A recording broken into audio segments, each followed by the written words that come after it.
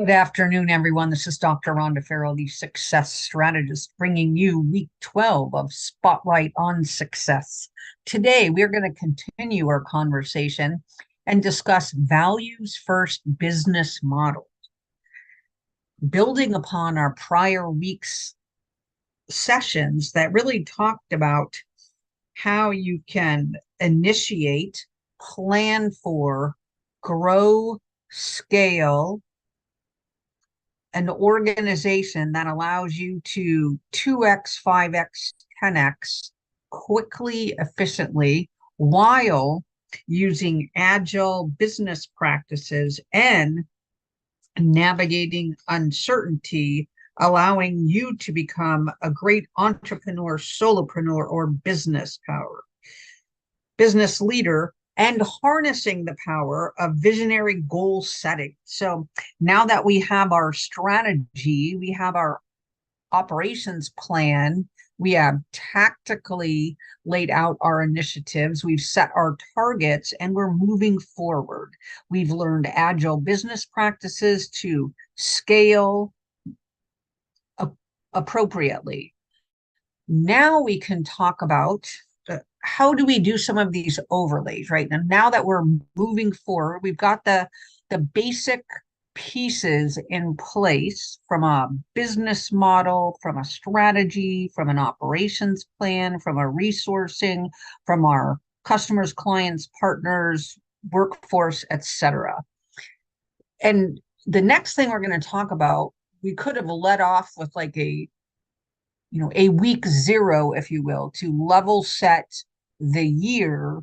But now that we've really got our organizations in motion for at least one quarter, now's the time to take a breath, step back, and now let's look at what are we going to stand for this year, right? Again, we can have for 2025 planning for the rest of 2024, let's look at how we can interweave what we're going to stand for the rest of the year and going forward.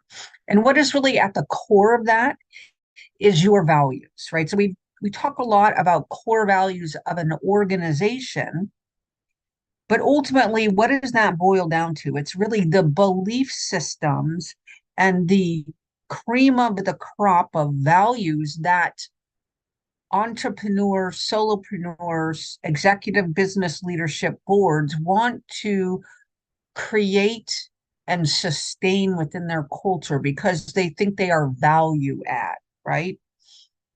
And so we're going to talk about, we hear a lot about you can have profits or you can be value motivated. You can be highly revenue generating, or you can kind of have this great culture. I think it doesn't have to be an either or. And today we're going to talk about some ways for values first business models to actually be able to scale further faster because of the good that they're doing out there in the world, the good that they're doing out there in the communities, the good that they're doing internally to their organization. So think of this as just like our currency has special paper, special ink that runs through the entire design of that currency for security and other purposes. We're going to look at some of these values and understand how can we embed them across all areas of our organization. It's not a bolt on, it's a build in, and it's going to be just as impactful from a impact perspective as they can be from a revenue generation, because we're harnessing them, right? We're not only are we using this as a piece of strategy for the short term, which is oftentimes what some organizations do, right? We want to learn for the medium and long term how to embody them, how to design them in, and then how to harness them just as much for revenue generation as the good, right? So it's a way of investing upfront in our organizations, a little bit down the road success. So what's first and foremost in a lot of people's mind is DEIB, diversity, inclusion, equity, and belonging. Right. And so when we talk about diversity and inclusion in our organizations, we can look at it through the lens of what is our surround sound for our communities? How are we mirroring the population? Do we have a product or service or piece of intellectual property or a thought leadership series that we're doing that incorporates our community, right? So first is, when we talk about inclusion, it starts at home, right? We want to say, where are we centered at? And are we inclusive of that? And even more so than that, look internally, right? Are we inclusive of the diverse thought, ideas, innovations, etc., of our workforce, our staff, our executive teams, our consultants, our partners, our clients, and our customers, right? Are we planning for strategically to have a diversified set of advisors, of champions, of mentors, of workforce, right? What can we do now to think about how we're going to be planning for growth going forward, and how can we capture a real-time current state that allows us to do a gap analysis to see what we have to put in place to get to there, wherever there is, if that's second quarter 2024, if that's 2025, if that's 2030. But we want to be taking those things into consideration, because ultimately, when we can highlight, not that we're checking the box but because we are deeply ingraining this because of our values first business model approach to serving the community, serving our clients, serving writ large.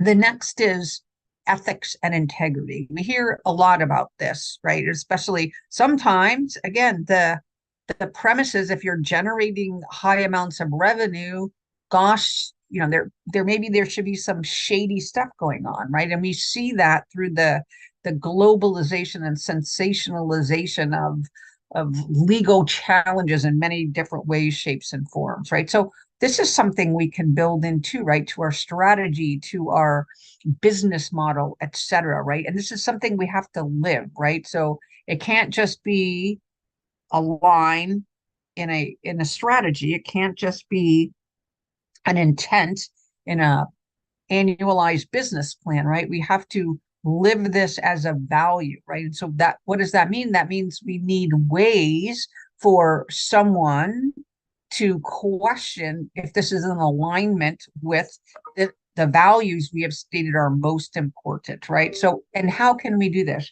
We can do this by embedding the intent, right? So when we look at the statement, what we do well, that statement means we are holding ourselves accountable for excellence in all areas, from a strategy perspective, from a planning perspective, from an operationalization perspective, for how we deal with our people, how we cultivate relationships and engage with our clients and our customers, how we work with our partners, and how we serve our communities, the United States, and the world, right? So we need to be thinking about this, and we need to be inquiring about those stakeholders internally and externally about what matters most, right? So we can, to use a marketing term, we can pitch something to them to say, this is what we believe, this is what we stand for, this is how we operate.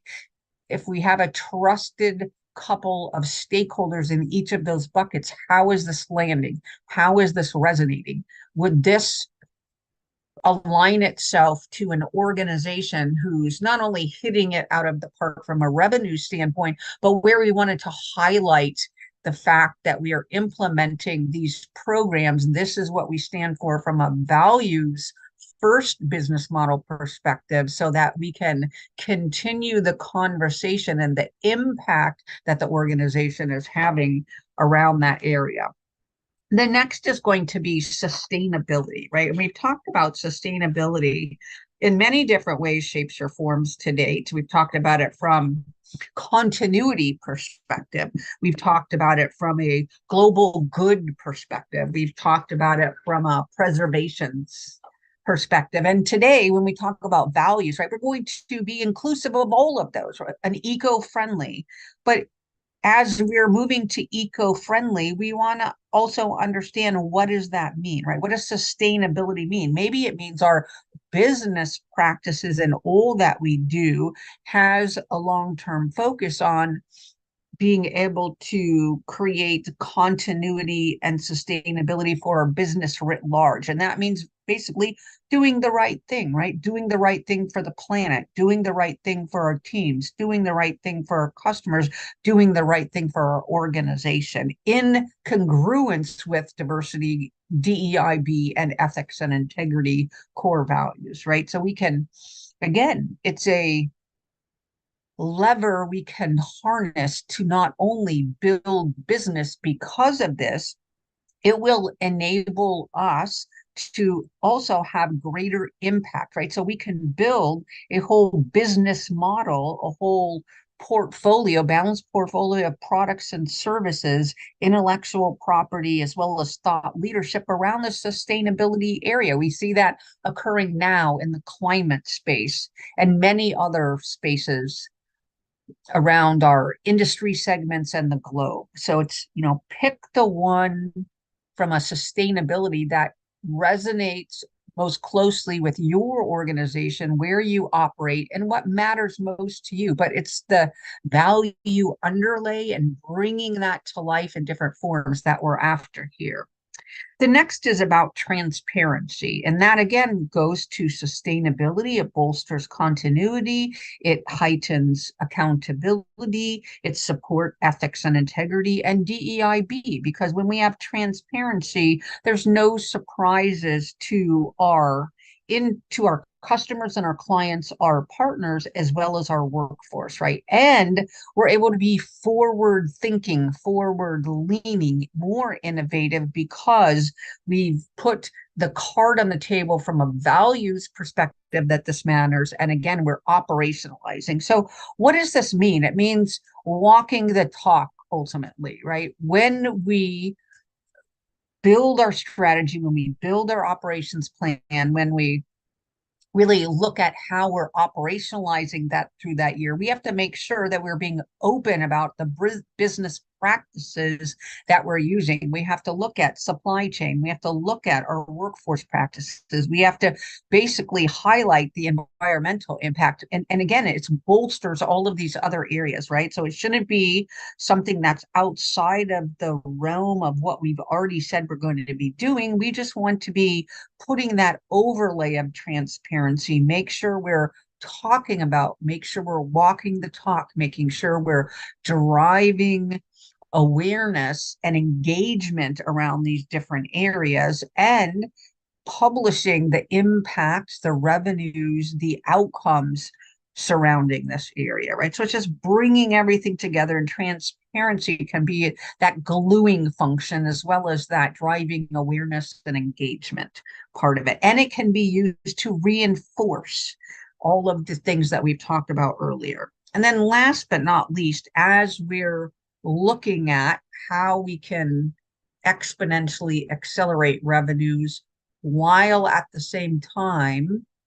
doing good, right? So when we talk about innovation for social good, we're incorporating all we've talked about earlier, right? It's just doing that intentionally, doing that from a lens of making sure that a product, a service, a piece of intellectual property, a thought leadership piece in whatever form that takes, is leveraging innovation that also has a benefit to society and or the environment, right? So if we think of reinvesting, not only do we reinvest a portion of our profits, we invest a portion of our operations to making sure we're doing this. That would mean it's in our strategy, it's in our plan. We're engaging with our workforce partners and our customers and clients to understand what's on their agenda, what comes top of mind.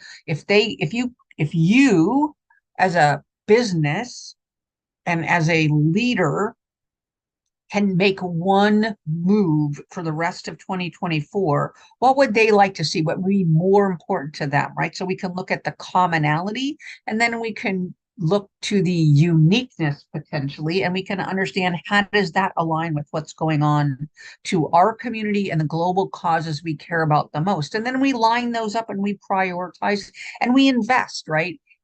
Ultimately, this is an investment into the greater social good, and we choose how we're going to do that. People, resources, technology, maybe that's pro bono work, etc. Right? So we choose what that's going to look like, but the underlying girder is how do we make this blend, right? This blend of innovation and impact for social good, because ultimately, again, that's a lever for exponential scaling and growth from a revenue and impact perspective if it's done in the right manner with the right impact for the right reason. So again, today we talked about in week 12 of Spotlight on Success, modeling a values first business model and how you can put that into play if it's not already included in your organization's strategy, business plan, and